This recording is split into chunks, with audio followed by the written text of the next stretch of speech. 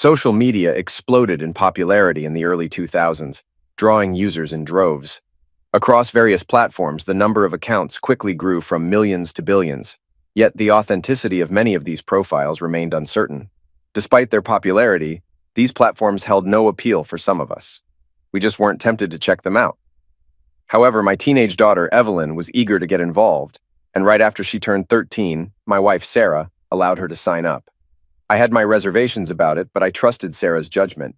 She was a fantastic mom and usually made wise decisions. A few weeks later, during one of our dinners, Evelyn wondered if Sarah and I might be interested in joining too. "Sure, that sounds great," Sarah agreed cheerfully. "No thanks, I'll pass," I said, hoping that would close the topic. Yet Evelyn persisted, eager to convince us. "It's really fun, Dad. You get to see what your friends are up to, and there are all kinds of games you can play." "Sweetie, I already catch up with my friends face-to-face or over the phone. I don't need a website for that. Plus, we have plenty of games around here if I want to play," I countered. "But Dad, what about Aunt Linda? When did you last talk to her?" "Oh," I said, pausing, trying to recall when exactly. "I think it was a couple of weeks ago." "Did you hear she got a new car? About 6 weeks back? It's red and looks really cool. Beth, her cousin, will be getting Aunt Linda's old car when she gets her license in a few months." "You're friends with Aunt Linda on there? And she got a new car?" I was a bit surprised. I thought her old one wasn't that old. Sarah nodded, smirking at my surprise and expression, though part of my reaction was due to the unsettling thought of my niece driving on actual roads instead of just around their church parking lot. "Yeah," Evelyn replied, looking at me like I was crazy for not knowing. "Told you should join." Sarah and I discussed it that night. I suppose I shouldn't have been too surprised when Sarah took Evelyn's side, especially since she had already given our daughter permission to join and had set up her own account. Sarah said to me, "She might be right. It could be a good way to stay connected with our relatives and some of our old high school and college friends." "I'm not sure I'd want to stay in touch with a lot of them," I grumbled. I already kept up with my close male friends. The situation with girls was quite different. In high school, most either treated me badly or viewed me as a younger, immature brother. College was no different. The vast majority of co-eds ignored me outright. However, there were exceptions in such a large environment, especially as I progressed through my education. I made several female friends during college and even had a couple of girlfriends during my junior and senior years. That's why we decided to give social media a shot, though my main reason was secretly to monitor Evelyn's online activities closely. I had heard about dangers for young girls online, so I was determined to protect my daughter from them. I kept a close watch on Evelyn's account and was relieved to see that she displayed the level-headedness we had instilled in her. As my concerns eased, I also used the platform to reconnect with old friends. However, I made sure to avoid any interactions with former lovers to prevent upsetting my wife. There weren't many former lovers anyway. Besides a couple of chance encounters, they were all ex-girlfriends, except for one young lady from the building next door during my grad school days. Nowadays, she might be considered a friend with benefits, as we would hang out, drink wine, and occasionally get intimate. I figured it was okay to reminisce about old crushes as long as neither they nor Sarah knew about my previous feelings. I eventually reconnected with Maria, one of the few female friends I had from freshman and sophomore years. She was a close friend and also an unconscious crush of mine, but I made sure to keep our relationship strictly platonic. Based on past experiences, I knew trying to turn it romantic could ruin our friendship forever. So she inadvertently tugged at my heartstrings over time without realizing it. By the latter part of junior year, we naturally drifted apart as I began dating other girls more successfully. I didn't notice Maria's gradual distance until it was too late. Feeling we had never crossed any boundaries, I reached out to her as mature adults, sending a friendly note and a friend request, and eagerly awaited her response. When her reply came a few days later, I was taken aback. "Tom Jarrett, I'm sorry, but I don't recall ever knowing anyone by that name. You must have mistaken me for someone else." Knowing Maria's sense of humor from college, I initially thought she was joking. "Nice one, Maria. You almost had me there. How have you been?" But when I checked my computer next, her response was clear. "I'm serious. I really don't remember you. You must have the wrong person." That was a blow. We didn't hang out much in our senior year, but we shared a few classes freshman and sophomore years before she changed majors. Maybe she just wasn't reminiscing about our time together, so I tried to jog her memory. Remember the Delta Lamb party with Mark and Christy? You sprained your ankle and I carried you piggyback to your dorm. We iced your ankle and you promised me a back massage once you felt better. By the way, I never got to collect on that. A week later, she replied, "Sorry, you've mistaken me for someone else. I've never injured my ankle like that. And I wouldn't promise a back massage to anyone except a very close boyfriend. Please don't contact me again." That stung more than it should have. I mulled it over and decided that since she sent a final message, I deserved one too. I made it clear that it would be my last message and I wouldn't bother her again. After carefully crafting my response, I sent it. "Dear Maria, it's probably better that you don't remember me and that we won't reconnect. Truthfully, it would likely go against the agreement I have with my wife about avoiding past connections. Even though you were unaware of the crush I had on you, I remember it well. It would feel dishonest to my wife if she were to inquire about our friendship. Perhaps you're aware of this, which might explain your hesitation to say hello. Either way, I understand and won't reach out again. I sincerely wish you a lifetime of happiness and good health. Yours from afar, Tom." I included a photo from my college album showing us with friends at a party during our sophomore year. Despite any denials, it was undeniable proof of our past connection. After sending that final message, Maria never replied, and I kept my promise not to contact her again. I returned the photo album to the basement and resolved to be more cautious about reconnecting with anyone Sarah might object to. Despite my efforts, Sarah reconnected with an ex-lover during a business trip to Chicago, which led to the end of our marriage. The trust we had built over 17 years was shattered. Evelyn was heartbroken, but eventually accepted the situation, dividing her time between Sarah and me. It was heartening to see her grow into a smart, beautiful young woman with promising opportunities. While Evelyn primarily lived with Sarah, I gradually recovered from the shock of Sarah's infidelity. I sought a more mature approach to life and had a few girlfriends over the years, but realized that commitment was more suited to cling wrap than to relationships seeking a fresh start. About 7 years later, "Hello?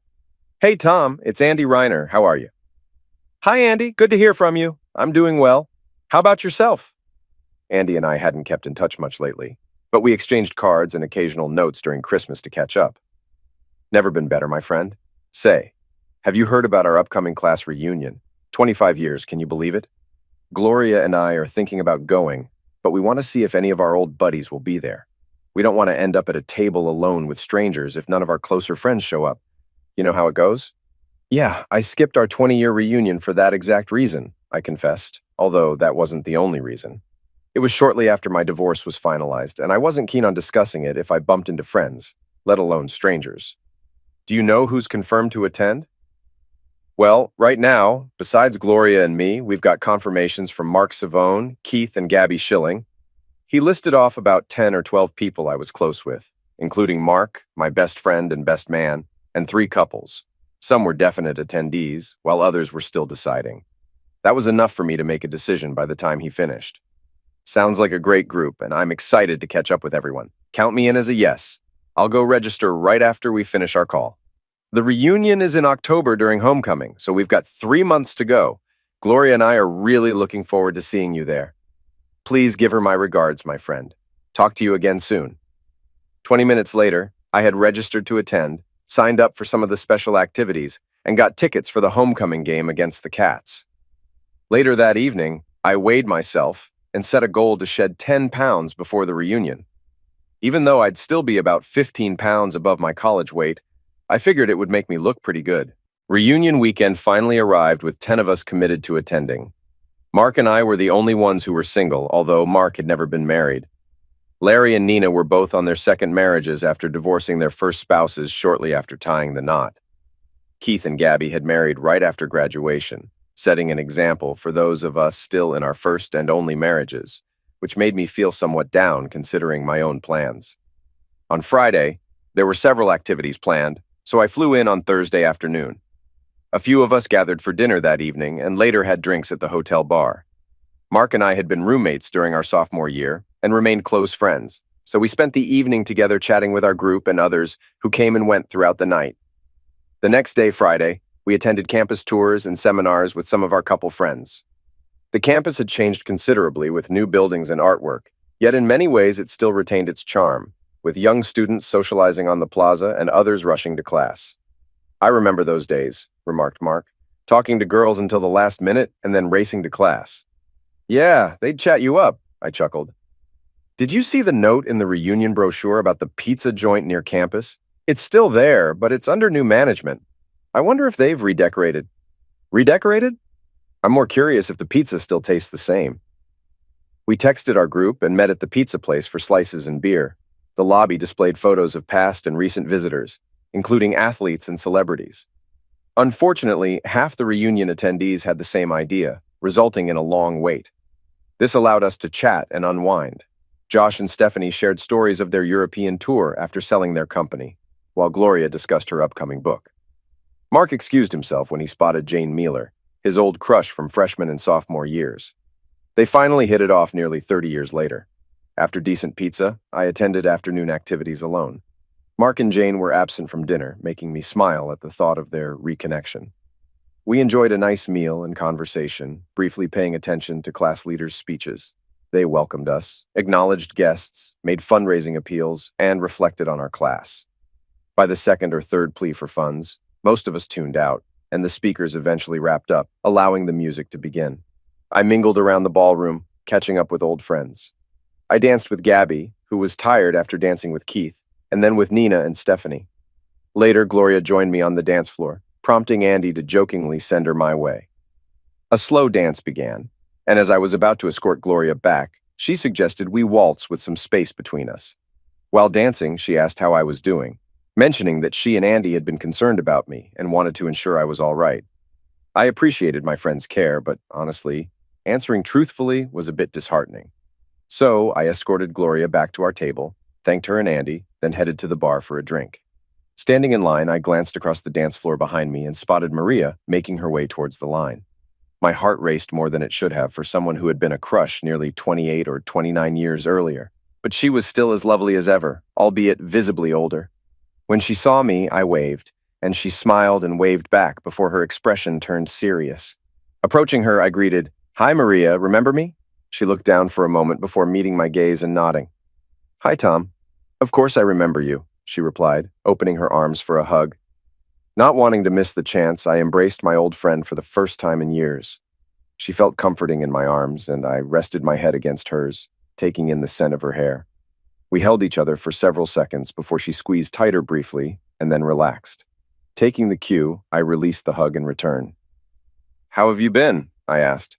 She glanced around before turning back to me. "Tom, can we get a drink and find somewhere private to talk?" We grabbed our drinks and wandered into the lobby, finding an empty sofa where we could sit and chat. "Is this all right?" "Sure, this works," she said with a smile. "It's so noisy in there that it's hard to gather my thoughts, and Tom, I owe you an apology and an explanation. That whole wrong person act you pulled, was that about 7 or 8 years ago?" She nodded. "I'm really sorry, Tom. I was so excited when I received your first message that I started typing right away. But as soon as I finished typing your name," she chuckled softly. "I only got as far as 3 letters, T-O-M, before I realized the implications if my incredibly jealous husband found out. Delete, delete, delete. It hurt each time, and my heart ached continuously over the next couple of days until I finally replied saying you had the wrong person. That hurt even more. I'm sorry, Maria, and I'm sorry I kept pushing." I sighed. "Actually, later on, I wondered if you truly remembered, but didn't want to reconnect because of your marriage. I would have understood and let it go. I should have just admitted it, Tom, and said we couldn't be friends at that time, but I needed, what's that term? Plausible deniability? Yes, exactly. Plausible deniability in case Vince found out. We were going through a rough patch back then. Are things better between you two now?" She took a deep breath and shook her head slowly. "There's nothing between us now. We divorced 3 years ago, after our son started college. It's like we live in separate worlds. We hardly speak unless it's about something happening in Vinny's life. If he ever gets married, they might have to have 2 ceremonies so Vince and I can each attend one." Ouch, I'm sorry to hear that. Sarah and I don't communicate much these days either, but we still try to present a united front when it comes to Evelyn. She's a junior in college this year and is planning to pursue a career as a veterinarian. Maria, what's the matter? Tom, do you ever think about, what could have been? Yeah, sometimes, but I try not to dwell too much on missed opportunities that never materialized. Why do you ask? What's on your mind? Do you remember when you sent me that last note where you mentioned you had a big crush on me? Tom, Usually girls pick up on some sort of hint in those situations, some sign, but I never got anything like that from you, no hints at all. Or maybe I was just oblivious because we were such good friends. Anyway, I've often wondered what it might have been like if we had taken a chance and gotten together, even just for one night. Maria, you were a dear friend, and I wanted to keep it that way. I hate to admit it, but I still had some growing up to do back then. Yes, I had a big crush on you, but I had what you might call a wide range of crushes during freshman and sophomore years when we were close friends. I usually had crushes on several girls at once before starting to figure things out later in college, including the realization that it's not wise to have more than one crush at a time. However, during those first 2 years, it was rare that any of those crushes led anywhere. I chuckled, recalling some of the disasters. On the rare occasions when they did, it usually didn't end well. So instead of risking our friendship, I tried to conceal my silly crush on you. Sometimes I admitted it to one of the other girls as a cover, just to keep you in what today's youth might call the friend zone. Maria laughed. Tom, I think that term is well established, and maybe even outdated now. We both chuckled, but I wanted to steer the conversation forward. Maria, it doesn't matter anymore. If we're talking old expressions, it's like water under the bridge far downstream by now. Maria looked deeply into my eyes before slowly shaking her head. No, Tom, it's not irrelevant, and yes, it does matter. Take me upstairs to my room, or yours, and let's explore something new together. I've spent 7 years, or however long, wondering. Now I don't have to wonder anymore. She didn't need to ask again. I took her hand and we headed straight to the elevator. As soon as the doors closed, we were close together, her hands clutching my jacket to ensure I wasn't slipping away, and mine cradling her face, savoring her softness and the passion with which she kissed me. She kicked off her heels before we exited the elevator, and we practically dashed down the hallway to my room, giggling all the way. There, I locked the door behind us, and our kissing continued fervently. Oh, Tom. Why didn't we do this back then? She whispered. Why was I so blind as to not see it? And why were you so afraid to tell me? Seriously, we wasted years that we could have been together, she said. Shh, don't say that, Maria. We had lives to lead, children to raise. But it's not too late to start now. We spent Saturday morning in bed, then grabbed brunch and headed to the game. Our tickets were in the same section, and we managed to sit together. The game was intense, with our team winning by 4 points in a thrilling finish. As underdogs, the stadium erupted in celebration. Maria and I went to our rooms to change for dinner. When I knocked on her door, she pulled me inside, and we almost missed our reservation due to making out. Mark and Jane noticed our smiles at dinner, mirroring their own. After dinner, we joined friends at the class party. We mingled and danced until Maria gave me a certain look. We left shortly after and returned to her room. That night, our lovemaking was even more passionate and confident. Despite living far apart, me in Dallas, Maria near NYC, we decided to keep our relationship steady but casual. Maria insisted we avoid making it official due to the distance, though I hoped for more. Over the next few months, we stayed connected, talking weekly and texting daily, seeing each other about once a month. To keep our relationship private from my daughter, Evelyn, and her ex, Vinny, we met in neutral places, exploring and relaxing in hotels with great room service and comfortable beds, where we spent most of our time together. However, things didn't quite go as we had planned. As our relationship progressed, my feelings for Maria grew stronger, and before long, I found myself falling in love with her, just as I had suspected might happen. We had agreed earlier not to rush into declaring our love, so I held back, contemplating how I could align my life and career to be with her full-time. While I wasn't enthusiastic about living in New Jersey or New York City, I was increasingly open to the idea of making sacrifices to spend my life with Maria. I was even willing to consider moving to a neutral city if she wasn't keen on relocating to Dallas with me. In May, we met up in Charleston for a weekend getaway. My flight had been delayed on Friday, and with our time together starting with a romantic Friday evening and Saturday morning in the hotel, we hadn't even ventured out to explore the city. As we lounged in the hotel room, I pulled out my laptop to look up local attractions I had bookmarked, hoping to entice Maria to venture out with me. Since it was a week before her birthday weekend, I had also secretly arranged a spa trip for her on Saturday afternoon, hoping to surprise her with a special treat. Maybe she'll have other ideas, I murmured to myself, considering different ways to spend the day together. Suddenly, a phone rang, seemingly from within our room. It wasn't my phone or Maria's, so I searched around the room trying to locate it. The ringing stopped before I could find it. I kept searching, but the sound had been faint and muffled, making it hard to pinpoint. Just as I was about to give up, the ringing started again. This time, I was determined to track it down, realizing it must have fallen behind or inside the dresser, possibly wedged behind a drawer. I continued searching and found the phone hidden in one of the drawers beneath Maria's clothes. It didn't belong to Maria, so I picked it up, curious about who had left it and how Maria hadn't noticed it when she packed her clothes. She hadn't brought much since we were leaving the next day. Since the phone had stopped ringing, I decided to take it to the front desk. Maybe they could locate the owner once I confirmed with Maria that it wasn't her work phone. I set it aside and returned to my laptop, but a series of notification sounds drew me back to the phone. I couldn't unlock it, but I saw some partial text messages on the screen, and another message popped up as I tried to make sense of them. WTF, are you? You're not at your sister's. Had to trick it out of her, but Trudy says you haven't. Trudy? That was Maria's sister's name, though we hadn't met. Maria had mentioned her a couple of times. You better be home when I get there or so. Call me now. A little later, I was still sitting on the edge of the bed, feeling deflated, when Maria walked in, practically dancing with joy. Oh, Tom, thank you so much. That was amazing. Tom, what's the matter? She seemed shocked, as if I had a stroke or something. But when I held up the phone for her to see, her face drained of color and she looked crushed. The phone kept ringing, Maria, and ringing. Did you forget to turn it off? She shook her head vigorously, tears streaming down her face. No, God, no. What game are you playing, Maria? Letting me fall for you while you're with someone else? Another lover? A husband? That's it, isn't it? God, Maria, how could you? If you're still married, we can't be together. Tom, no, it's not what you think. Really? So it's not your husband? The one you said you divorced? Or maybe you didn't? Or did you remarry and forget to tell me about that? She tried to hug me, to pull me into her arms like she had before with her lies. I stepped away, not wanting her touch. Oh, damn it, Tom. Please. It is Vince, but it's not what you think. Oh, really? I said incredulously. So all this time I've been falling for you, it hasn't been a complete lie? I grumbled, trying to keep my voice steady. And we're not cheaters, the scum of the earth like Sarah and her friend? Please tell me that's not true, because right now, that's how it looks to me and it's making me sick. I'm struggling to keep my lunch down, and if I manage that, I'm seriously considering walking out that door and never looking back. Tom, please, let me explain, please.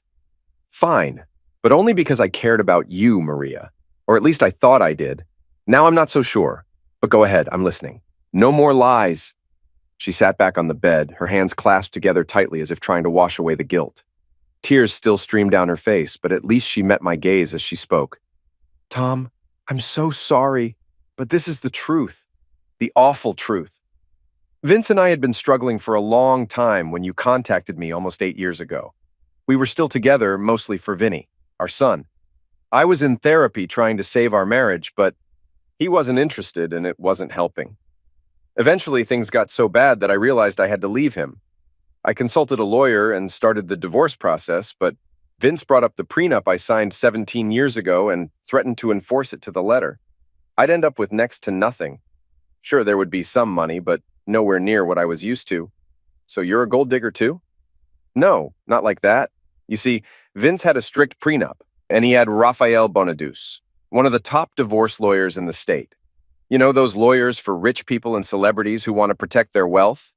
I had some young lawyer fresh out of law school who was so inexperienced and scared that she probably panicked the first time she met Mr. Bonadus. When we negotiated what I'd get in the divorce, I would have ended up with next to nothing. Vince would have been laughing all the way to the bank, and Mr. Bonadus was probably messing around with my young lawyer. Actually, given his reputation, I wouldn't be surprised if he was, even after our case was over. A damn gold digger, I repeated, convinced by her explanation. And it sounds like your lawyer was one too. Well, they say birds of a feather flock together. No! Vincent DePrimo is big in his family business. Car dealerships, rentals, insurance, real estate, you name it. Divorce doesn't look good to them. He agreed to let me have some freedom as long as I'm discreet about it and provide him with plausible deniability, and that I'm there to take care of his needs whenever he wants. I've been telling him I'm visiting my sister Trudy or going to a conference or something. While I'm away, it gives him the freedom to do, well, whatever he wants for the weekend, but I guess something came up this time. Yeah, probably his libido. Needed some attention, I'm guessing. She winced, her expression confirming it was likely true, and I swallowed hard to keep from throwing up right there. I'm really sorry, Tom. I still want to divorce him, but I just haven't had the resources or the backup plan I need to do it. I wanted to tell you, but I was afraid of how you'd react. My stomach settled, if only briefly, and I let out a frustrated sigh. Maria, you knew how I felt, and that I'd react like this. Yet you kept it from me? What were you thinking? If you had been honest from the beginning, maybe we could have faced this together and figured something out. Now, I don't know. I'm so torn. I love you, and I'm furious with you at the same damn time. I've got to go. Tom, please stay tonight. Let's talk this through. Please. Maria, I'm sorry, but as long as you're married, there's nothing to discuss. And honestly, even if you divorce him and come back to me, I don't know if there'll be anything left to say. I thought you were not just my lover, but my best friend too. But now you've shown me you're a cheater and a liar, and I don't know you like I thought I did. And I don't know if I can ever trust you again. No, I'm sorry, Maria, but I need to leave and think about all of this. She cried and begged as I packed, making grand promises if I'd stay, but I knew I couldn't be manipulated, whether by love or lust. Within 5 minutes, I had my things packed and was walking out the door, trying to block out her tears and pleas. My heart felt like it had a giant hole in it as I flew back home, and that feeling lingered in the days that followed. When Maria and I reunited at the reunion, after so many years, I knew there was a risk of falling in love with her right from the start. Even though I tried to be cautious and avoid it, especially given the distance between us, it was inevitable after spending that intense weekend together. I tried not to let myself love her, but I couldn't stop it. Yes, I came to love her deeply, and I still do, but now my world was in turmoil, engulfed in a blaze she had ignited. It tore at my heart for her, and it threatened to shatter the person I thought I was. I sighed heavily, unsure of what steps to take next and how to navigate the situation with integrity, dignity, and love, assuming any of those were still possible. Realizing we had already crossed the line into adultery, any hope of maintaining honor and dignity seemed lost. As for love, despite everything, I wanted to continue loving her, but I questioned whether I could, even if she wanted me to. I was filled with anger towards her and anxiety about where we might go from here if she chose to divorce her husband. If not, I feared I might never see her again. It took me a week of pouring my raw emotions into carefully crafted words on the screen of my computer. I edited and re-edited my thoughts until I felt they were coherent enough to send. In the email, I expressed that she should reach out if she decided to pursue divorce or if she chose to remain with her husband. If neither happened, I promised to contact her again in a few weeks. It wasn't explicitly stated that it might be our last communication, but if Maria couldn't read between the lines, maybe she wasn't as perceptive as I thought. Over the next few weeks, my job consumed me, not because it had to, but because it offered a distraction from the turmoil I felt over Maria and the guilt of compromising my moral compass. That changed one weekend in June when Evelyn came to visit. "Dad, I've missed you," Evelyn said as soon as she arrived. "You've seemed so distant lately. Even when we talk on the phone, it feels like your mind is elsewhere. What's been going on?" She hit the nail on the head. I hadn't intentionally neglected her, but the personal challenges I was facing had definitely affected my focus on her needs. "Sweetheart, your mom and I always tried to instill in you the importance of doing the right thing," I began cautiously. "But I have to admit, I recently made a mistake. I did something that wasn't right, and it may have hurt someone else." Evelyn nodded knowingly. "Dad, I'm 21 now. Remember last year when I was torn between two guys? Mom told me about her own mistake with you. You both shielded me from the truth back then, but Mom said I needed to hear it now so I could learn from her failure. Yes, that's exactly what she called it. And avoid making similar mistakes in my life. It was a tough lesson, but I made the right choice. You wouldn't deny me that opportunity to learn from your mistakes too, would you?" I glanced at Evelyn, grateful that she had grown into such a thoughtful young woman, even if her curiosity sometimes got the best of her. She placed her hand on mine and asked gently, "What's going on, Dad?" I hadn't planned on revealing my mistake to anyone, especially not to my daughter, but I realized it could be a valuable life lesson for her, reinforcing what her mom had already taught her and possibly guiding her in the future. Taking a deep breath, I decided to open up. I reconnected with an old friend and we ended up falling in love over a few months. Just when I was thinking about making things more serious, I discovered she wasn't actually divorced like she had told me. Ouch! So she lied to you and cheated on her husband, and now you're feeling guilty about it, even though you didn't know? Evelyn's quick understanding and insight didn't surprise me. She was on track to graduate with top honors next year, after all. Yeah, that's about right. She claims her husband isn't exactly a saint either, but two wrongs don't make a right, Evelyn finished my thought, showing that she remembered the moral lessons we had taught her from a young age. Dad, what matters is that it wasn't intentional, and you stopped as soon as you found out, right? Yeah, but I'm not sure where things go from here, I admitted, feeling uncertain about the future. Well, that's what you should focus on. Moving forward, not dwelling on the past, Evelyn advised wisely. Smart kid, indeed. I smiled at her, appreciating her maturity and understanding. A few days later, Sarah called me out of the blue. Is Evelyn all right? I asked, concerned by the timing of her call. Yeah, she's fine, Tom, but she seemed worried about you. She didn't give me any details, but I just wanted to check in and make sure everything's okay. Sarah, I'm all right. It's nothing serious. I should have stopped there and thanked her for reaching out, but our long history of sharing made me continue. I made a mistake recently, and it's been tough dealing with the consequences. I'm sorry to hear that. Do you want to talk about it? No, not really, I hesitated. Well, maybe. Can I ask you something personal? She chuckled. We've asked each other plenty of personal questions over the years. It's a first for you to ask if you can ask. Shoot. When you had your affair, did you ever feel guilty? Wow, that's really personal and unexpected. I'm sorry, you don't have to answer that. I'll catch up with you later, okay? Wait, Tom, I actually want to answer that. I was grown up enough to understand that what I was doing was wrong. I knew it could hurt you and damage our relationship if it came out, but the temptation was strong, and the first time I wasn't strong enough to resist. After I crossed that line I never intended to cross, it didn't make me braver, but maybe it emboldened me to keep going. I knew it was wrong, and yes, I felt guilty and dirty afterward. But there was also an extra thrill that made me think I could get away with it until I got caught. When it finally happened, it was a relief in some ways, but facing the consequences was much harder than I ever imagined. I've been paying for that mistake ever since and regretting it every day. I'm truly sorry, Tom, for what I did to you and to our relationship. I regret the trust I broke. Thank you, Sarah, for being honest with me. I appreciate it, even now. What's going on, Tom? Why are you bringing this up now? You're not married, but wait, are you involved with someone who is... I was seeing someone and we were getting serious, but then I found out the truth and realized I was involved in adultery too, even though I didn't choose it. Tom, don't blame yourself if you didn't know. I made a terrible choice looking back on it now. But if you were unaware that she was married, you can't hold yourself responsible for something you didn't know. Yeah, I keep trying to tell myself that. It's been tough. Don't let it eat you up, Tom. Just remember, now that you know, you're accountable for the choices you make moving forward. It might feel challenging, but I've known you a long time, honey, and I believe you'll make the right decisions. The days went by with no word from Maria, so I began drafting a message, a farewell that would express my feelings. It felt like those scenes in old movies where the protagonist crumples up note after note into a wastebasket. Except in my case, the digital recycle bin on my computer would have been overflowing with discarded drafts, were it not for the ease of editing on screen.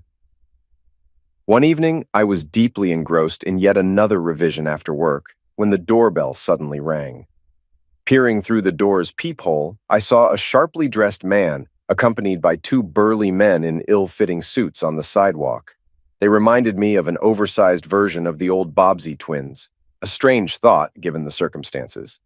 I cracked the door open and asked cautiously, "Can I help you?" "Mr. Jarrett, I'm Vincent DePrimo. We've never met, but you know my wife, Maria, quite intimately, I understand. We need to talk. May I come in?" "Mr. DePrimo, this really isn't a good time," I replied, feeling uneasy. "Mr. Jarrett, I've come all the way from New Jersey. My associates and I would appreciate it if you could find the time to let me in. It would be in your best interest," he said firmly. With the two hulking men looming behind him, I couldn't deny their implied threat. Come in, Mr. DePrimo," I relented, opening the door wider and hoping I wouldn't regret it. I shut the door quickly behind him, wary of the Bobbsey twins potentially barging in. If things went south and they tried to force their way in, I feared I'd have a situation on my hands, a home invasion I wasn't prepared to handle, or rebuild my house if I ever got over this. Luckily, as I closed the door, he motioned to his associates, who acknowledged with a nod, halting halfway up the steps. The deadbolt clicked into place, and I faced him. "Please, come in and have a seat in the living room. Can I get you some coffee, tea, soda, or maybe some scotch?" I offered after a brief pause. His serious demeanor cracked into a faint smile. "Scotch sounds perfect, Mr. Jarrett." I poured 2 glasses and handed one to him. "What can I help you with, Mr. DePrimo? Is everything all right with Maria?" He savored the aroma of the Macallan before taking a sip. "She's all right physically, but we're in couples counseling. She's been telling me she's visiting her sister in Ohio or attending conferences for the past 7 or 8 months. Except for a trip to Cleveland in April, I don't think she's been in Ohio or seen her sister Trudy except during Christmas." After another sip, he continued. "Which brings me to why I'm here, Mr. Jarrett. Did you ever sleep with my wife?" He stared into my eyes, seemingly knowing the truth. I remembered Maria's admission about plausible deniability and hoped she hadn't lied to me again. "Mr. DePrimo, Maria was an old and dear friend. I was mistaken about her marital status, but I assure you, I cared for her and would never betray her trust." I held his gaze, hoping he believed my sincerity. For me, my time with Maria was about love, not just physical pleasure. Vince DePrimo stared at me for what felt like an eternity before finishing his scotch in one gulp and placing the glass down firmly on the coffee table. "Good," he said firmly. "Now that's settled, there's one more thing. Maria is my wife, and despite our difficulties, I intend to keep it that way. I strongly advise you to stay away from her. If I hear of you two reconnecting or communicating, you won't like the outcome. However, if she goes through with a divorce and takes the financial hit we agreed on, then I won't care what you do with her. But consider if you want to invest your time in someone who has shown herself to be a liar and cheater. If she can cheat on me, her husband of 25 years and the father of her child, just think about what she might do to you." He stood up and added, "Thank you for your time, your attention, and the scotch. Goodbye, Mr. Jarrett. I hope our paths don't cross again for everyone's sake." After he left, I poured another glass of Macallan and locked the deadbolt. My heart raced as I reflected on the situation. Over the past 8 or 9 months, I developed strong feelings for Maria. But she had lied to me, omitting her husband from her life story. I grew to resent her for what she had done to me, to us, and to her husband. Despite her claims of his infidelity, Maria had shown herself to be deceitful and disloyal, just as Mr. DePrimo had warned. I couldn't be sure if her accusations against him were true or false. Whether he had cheated or not didn't change things. Even if he had, it didn't justify her lying and cheating. More importantly, it didn't give her the right to involve me in her deceitful behavior. I found myself caught in her tangled mess, but it wasn't by my choice. I'd grown to love Maria, but it wasn't the real her. It was the persona she presented. Once I accepted this, I knew what I needed to do. A few days later, an overnight package arrived at my office. Inside was a handwritten letter from Maria atop a stack of bound papers. "Dearest Tom, I deeply regret everything that has transpired. I'm taking steps to make things right so I can move forward and perhaps give our relationship a chance. Enclosed is the first part of the certified divorce petition to prove my sincerity. I never should have lied to you or used you. I'm truly sorry and vow never to deceive you again." She also shared her new address, phone number, and a private email address. Her heartfelt message brought tears to my eyes. After pondering all afternoon, aided by the rest of the bottle of Macallan, I sat down with my laptop that evening. I started typing her new email address but stopped. Despite Vincent DePrimo's warning, what I needed to convey couldn't be expressed through email or over the phone. I closed the email and opened my favorite travel app. A few days later, I took a chance and sent Maria a message through her new private email, hoping Vincent DePrimo wouldn't intercept it from my temporary email address that I'd likely never use again. We arranged to meet at a quiet cafe in Newark. When Maria arrived, she rushed over and tried to embrace me, saying, "Oh, Tom, I've missed you so much. I'm relieved you're here. You took so long to respond, I was really worried." I shook my head and gestured for her to sit down. "Maria, hold on, we need to talk." She sensed what was coming and pleaded with me, shaking her head. "Tom, please, don't do this, please." Her plea was painful, like being stabbed again, but I persisted with what needed to be said. "Maria, I loved you then, and I still do. But you played a dangerous game with your husband and with me, using both of us because you couldn't make a decisive choice." You tried to have us both, thinking maybe it was safe because of the distance between us. But I fell for you deeply, and I was willing to do anything, for you to come to me, or even for me to move here. But it all fell apart, as it was bound to when built on deception rather than honesty. I wanted to tell you, Tom, I really did, but it's too late for explanations, Maria. None of it matters now. You're finally getting the divorce you should have sought before getting involved with me. You've lost a man who once loved you, and now you've lost me too, the other guy who cared deeply for you. No, Tom, we can fix this. I promise. I'll do anything to make it work so we can be together. No, Maria, you played a dangerous game and we both ended up losing. She tried to argue again, but I raised my hand to stop her. No, Maria, it's not my decision anymore. You ensured that from the start. No matter how hard we try now, we can't undo the damage. There's no happy ending for us. I'm sorry, but this is goodbye.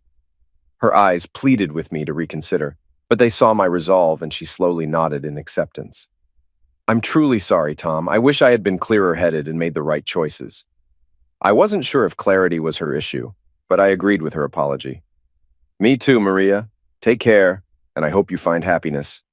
Tears streamed down Maria's cheeks as I walked away, my own heartache hidden inside. Surprisingly, the plane had plenty of empty seats. Mine was near the back, with no one occupying either the window or middle seat to my left. I barely paid attention to the safety instructions. I had flown on the 737 so many times that I could have recited them myself. The flight attendant who came by to check on my seatbelt, stowage of my personal item, tray table position, and seat alignment hardly registered with me. During takeoff, I shut my eyes, attempting to push thoughts of Maria from my mind. Images of her floated around me, reminiscent of the alluring figures in those James Bond opening sequences, tempting me to join her once more. "Excuse me, sir?" the attendant asked a while later as beverage service began. "Can I get you anything?" "Just water, please," I replied, looking up at her. She had blue eyes, a pleasant smile, and a short bob of dark hair, looking every bit the quintessential flight attendant in her uniform. I tried to muster a smile. "Nothing stronger?" "You look like you've lost your best friend," she remarked. "I did. I ended things with her." "Oh, I'm sorry. I didn't mean to pry." She handed me the water and moved on, and I returned to my thoughts and frustrations. "Hey again," came a soft whisper. Services paused for a bit. "Want to talk about it? About what happened, since I've already pried and all?" I couldn't help but smile a bit more genuinely this time. "Is the airline offering in-flight psychologists now along with movies?" She chuckled. "No, but you looked so sad. And then what you said hit close to home. I went through something similar a while back when I realized he preferred things the way they were over being with me. 5 years wasted. Do you want to share your story? Or should I leave you be? Thanks for noticing and asking. Not many people do that these days. Lesson 1 in recovering from a breakup. There are still good people out there. Thanks. You know, despite my initial doubts, I'm actually enjoying this extra service." She laughed. "Good to hear. So, do you want to share a bit about your situation? Maybe I can offer some fresh insights on what happened, give you some bang for your buck if that's okay." "Yeah, sure, thanks. My girlfriend and I have been apart for a while now after I caught her lying. She's tried to patch things up, but I just can't trust her enough to make our relationship permanent, especially after a similar situation with my ex. You know what they say, once bitten, twice shy? Yeah, I get it. My ex-husband betrayed my trust. I gave him another chance, and he hurt me even worse by cheating again. I learned my lesson the hard way. I'm sorry to hear that." "Thanks, but that was 12 years ago. Somehow, I've been lucky since then. It wasn't planned, but I've managed to avoid him ever since. Too bad we're on a plane. There's no wood for you to knock on." She shrugged. "I don't think it would make a difference. I'm older now, and he probably hasn't changed much either. If we ever happen to cross paths again, I'll just keep quiet and walk right past him. Oh, and I'll do the same with Benjamin, my status quo guy." Despite her duties, which didn't take long due to the empty plane, she surprised me by returning.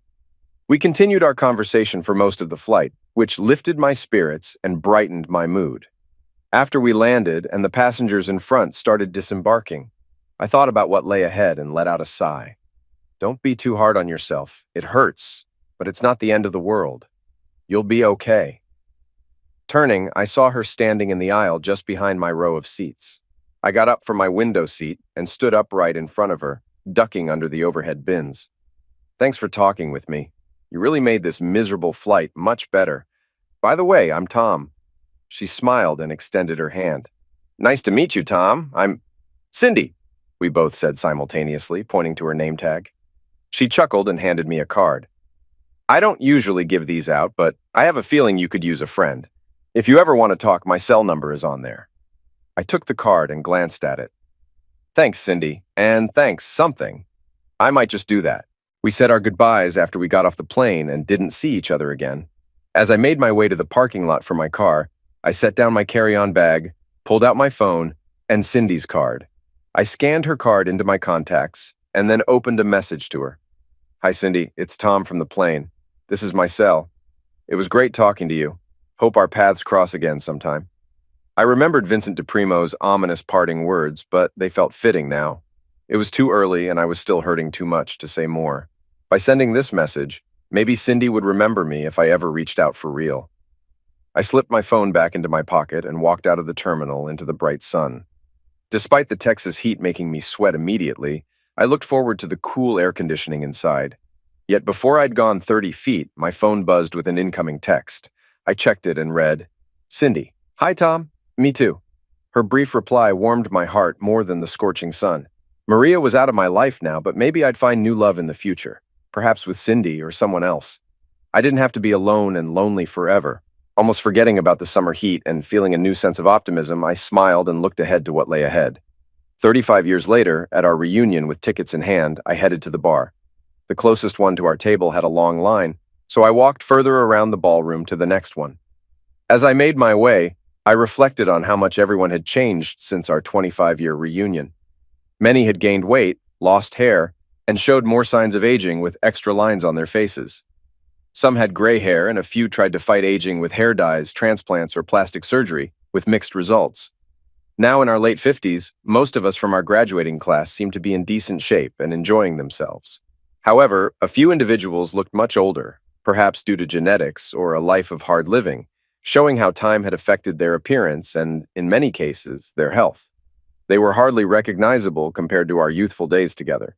In fact, aside from a handful of close friends and those I've kept in touch with, most of my classmates were now distant memories, some barely recognizable. Then there was a table in one corner of the ballroom marked with a single battery-operated candle, thanks to the fire marshal. It bore the words "In Memoriam," listing the names of those who had passed away for various reasons over the years. Keith Schilling, always struggling with weight, passed away as expected due to heart issues, leaving behind his wife Gabby and their almost grown children. The deaths that hit hardest were Larry and Nina Kilgrove, who tragically died in a plane crash when their Piper lost power, leaving no safe place to land. Mark, Andy, and I had served as pallbearers at their funeral. Arriving at the next bar, I found only a few people in line ahead of me. I waited, scanning faces to see if I could recognize anyone before resorting to reading their name tags. Not spotting anyone familiar nearby, I turned back to the front as the line moved forward. The man at the bar seemed a bit tipsy, flirting with the young female bartender who looked much younger than my wife, Evelyn, now a mother of two with a third child on the way. With drinks in hand, the man turned towards me, and upon closer inspection, I realized I knew him but couldn't place him until I saw his name tag labeled Guest. "Mr. Jarrett, I wondered if we'd meet here," he said with a smile. "Mr. DePrimo, I'm surprised to see you," I replied. He grinned. "Why not? My wife, though she graduated a semester late, was one of your classmates, remember?" My heart raced at the mention of Maria. When we parted, she was divorcing him. Had something changed to bring them back together? Turning to shout, DePrimo called out, "Maria, get over here. Come see your old flame."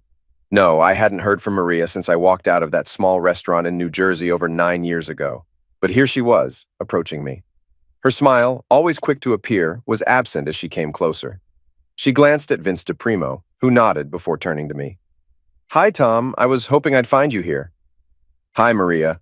I didn't see your name on the guest list, so I didn't expect you. How have you been?" "Tell you what, you two catch up. I'll be over at our table, watching."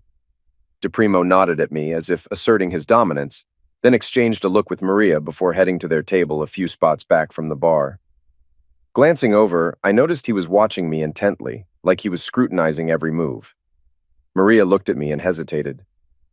"I know what you're thinking. Why?" I nodded. "I wanted to leave him, but when you said goodbye, I had to make a tough decision. It seemed easier to stay and tolerate his indiscretions than to start fresh on my own. He treats me well most. A hand touched my elbow, interrupting us. Hey, Tom, I was wondering where you went, said Gabby. Oh, hi, Maria. I'm Gabby, from our class, she added, noticing Maria looking at her name tag. She slid her hand down my forearm and intertwined her fingers with mine. And Tom's wife, of course. Maria's expression as she glanced at Gabby and then at me was priceless, a mix of surprise and denial. She greeted Gabby briefly and then found a reason to leave. I watched her depart, briefly wondering about what might have been before refocusing on reality. And, I thought, reality was so much better. As Gabby and I ordered our drinks, I reflected on how fortunate I was and all that had transpired. After meeting Cindy on the flight, we dated for a while, proving that there are good people out there, even if they aren't always the right match. This realization helped me move forward in life. When Keith passed away about a year later, I supported a grieving Gabby with some of the arrangements and spoke at Keith's funeral. We remained friends over the years, with me checking in on her occasionally to offer support and listen to her frustrations.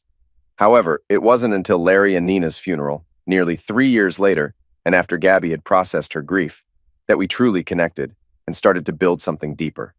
Unexpectedly hitting it off, we married just over a year later. Returning to our table with friends, Gabby remarked, Maria doesn't look happy, does she?